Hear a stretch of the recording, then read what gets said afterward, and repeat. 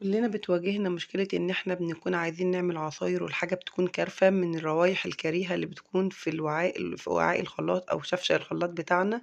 فهاقول لِك في الفيديو ده إزاي تتخلصي من أي روايح أو إزاي العصاير اللي بتعمليها بما إن إحنا في رمضان ما تكرفش معاكِ خالص.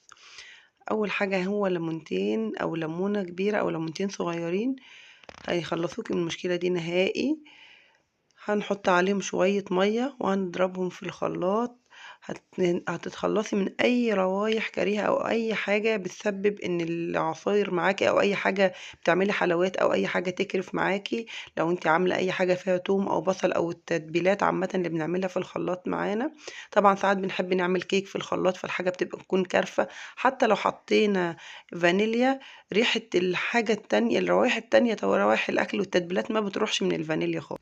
لكن الليمون هيخلّصِك من أي روايح كريهة، وكمان مش هنرميه لو بما إن الليمون غالي يعني، فإحنا هنستخدمه في أي منقوع تنضيف الطيور يعني لنقع الطيور أو غسيلها، أو ممكن حتى في صابون المواعين. المهم إن إحنا نستغلّهم برضه مش هنرمي الليمونة دي أو الليمونتين.